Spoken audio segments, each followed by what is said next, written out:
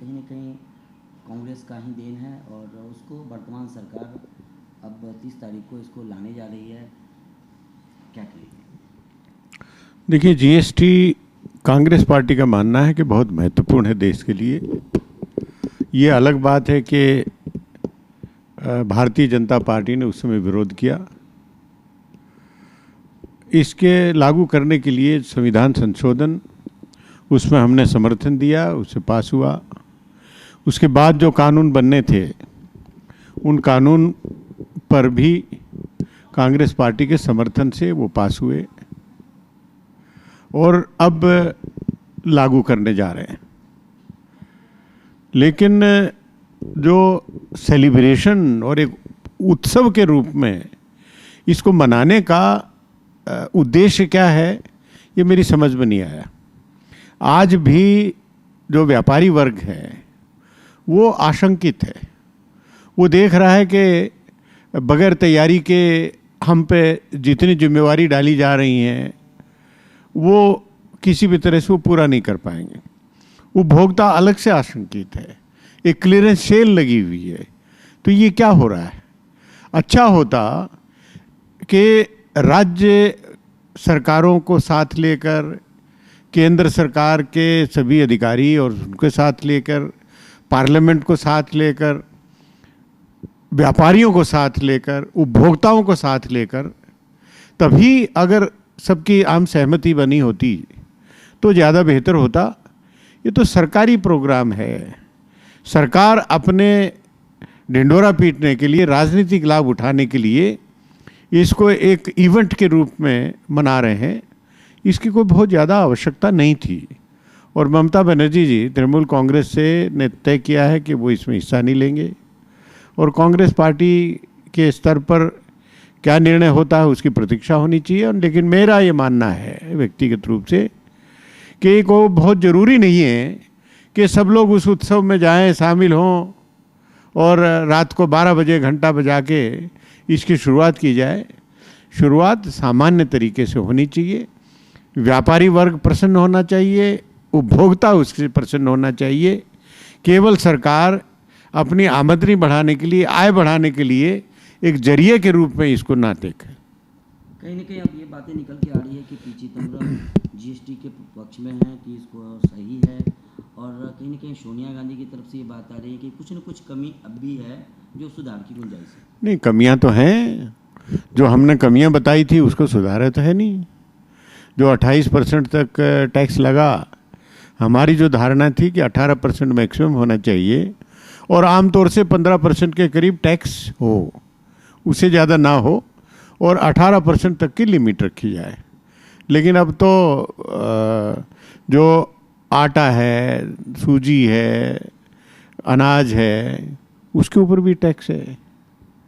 वही कहते हैं कि साहब खुला हुआ अनाज पे नहीं टैक्स है। खुला अनाज कहाँ होता है? आटा है, आटा भी ब्रांडेड हो अनब्रांडेड हो, जब पैक करके देते हैं थैले में, 1 किलो की, 2 किलो की, 5 किलो की थैलियाँ होती हैं, तो थैली में मिलता है, खुले में कोई आटा नहीं मिलता है, तो उसके ऊपर टैक्स लग जाएगा। तो आम आदमी जिस तरीके से जीएसटी को लागू किया जा रहा है उससे दुखी होगा, उससे पीड़ित होगा। कितना फलदायक लग रहा है कि जीएसटी उतर पाएगा आम जनता के लिए? अब ये तो इसको लागू होने दें, उसके बाद लोगों का एहसास होगा, पता लगेगा, उसी के बाद होगा। लेकिन मैं समझता हूँ कि इसके लिए जो तैयारी होनी चाहिए थी, जो इंटरेक्शन, वार्तालाप होना चाहिए था, वो पूरा नहीं किया गया। और जल्दबाजी में इसको तय कर लिया कि 1 जुलाई से लागू होना, तो 1 जुलाई से लागू हम कर रहे हैं, और वो भी फैन फेयर के साथ में एक उत्सव के रूप में तैयार कर रहे हैं। तो ये मैं समझता हूँ कि इसको और गंभीरता से लेकर जो एक उपभोक्ता और व्यापारियों से भी उनको समझा के, उनकी बात करके, सब चीज़ें एक्सप्लेन करने के बाद तब उसको लागू किया जाना चाहिए था। तो कहीं न कहीं प्रेसिडेंट चुनाव एक दलित बनाम दलित हो गया है। बीजेपी कह रही है कि ये सब सहमति से हो जाता तो ज़्यादा अच्छा था, लेकिन वहीं कांग्रेस और विपक्षी सत्ता पार्टी ने मिलकर एक दलित चेहरा। देखिए, राष्ट्रपति का चुनाव बड़ा महत्वपूर्ण होता है। और 17 दलों के विपक्षी दलों ने ये तय किया कि सरकार नाम सुझाए और हम आम सहमति से प्रयास करेंगे।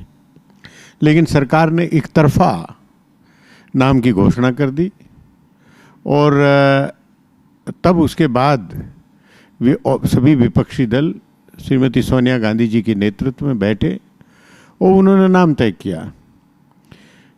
जब एनडीए की तरफ से अमित शाह जी नाम की घोषणा करते हैं तो दलित चेहरे के नाम करते हैं, लेकिन जब सोनिया गांधी जी मीरा कुमार जी का नाम घोषित करती हैं तो कहीं नहीं कहती कि हम दलित चेहरा पेश कर रहे हैं। वो उनके बारे में बताती हैं कि भी 6 बार जो सांसद रही हों, लोकसभा की स्पीकर रही हों, जो कैबिनेट मिनिस्टर रहे हों, वो फॉरेन सर्विसेज विदेश मंत्रालयों का काम देखा हो जिन्होंने, जिनको अनुभव हो, तो ये तो सर्वश्रेष्ठ एक कैंडिडेट के रूप में। और भारतीय जनता पार्टी की तरफ से भी ये कतई नहीं कहा गया कि अपोजिशन के विपक्ष के जो कैंडिडेट हैं वो सरकारी कैंडिडेट से बेहतर नहीं है, वो बेहतर हैं। और ये भी बहुत साफ किया गया कि इसमें कास्ट कतई कोई मायने नहीं रखती है। ये एक सिद्धांत की लड़ाई है, आइडियोलॉजी की लड़ाई है। और मीरा कुमार जी कैंडिडेट के रूप में मैं समझता हूँ कि श्रेष्ठ कैंडिडेट हैं और उन्हें राष्ट्रपति होना चाहिए। जो उन्होंने ये भी आह्वान किया है सभी सांसदों को और विधायकों को कि आत्मा की आवाज़ से ये देख के कि कौन बेहतर है उसके हिसाब से आप वोट दें, और लोग वोट देंगे, क्योंकि इसमें जो पार्टियों की तरफ से कोई व्हिप नहीं जारी होता। और जो सांसद और विधायकगण जो कि इसमें वोटर हैं वो अपने विवेक से अपना वोट देते हैं।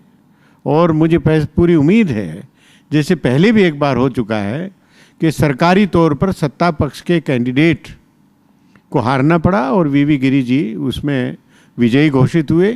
केवल जो अंतरात्मा की आवाज़ के ऊपर वोट देने का आह्वान किया और लोगों ने वोट दिया।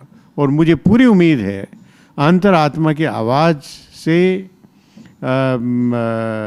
लोग वोट देंगे और जो सबसे बेहतर कैंडिडेट हैं मीरा कुमार जी, वो राष्ट्रपति चुनी जाएंगी। लास्ट क्वेश्चन सर, जीएसटी का जो इवेंट होने जा रहा है 30 तारीख को, उस पर कांग्रेस रहेगी या नहीं?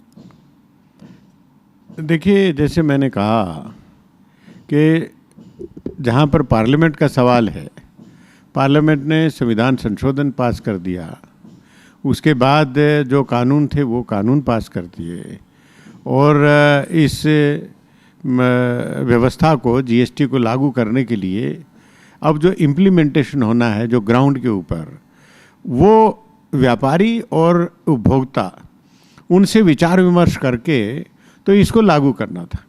वो विचार विमर्श तो इन्होंने किया नहीं, केवल कि इवेंट बना के एक सरकारी कार्यक्रम के रूप में इसकी घोषणा की जा रही है, फैन फेयर के साथ में, एक नाटकीय ढंग से। तो इसकी आवश्यकता नहीं थी, फिर भी सरकार की तरफ से आयोजन हो रहा है। इसमें कांग्रेस पार्टी भाग लेगी या नहीं लेगी, इसका निर्णय हमारे वरिष्ठ जो नेतागण हैं वो लेंगे, और जैसा भी होगा वो तय होगा।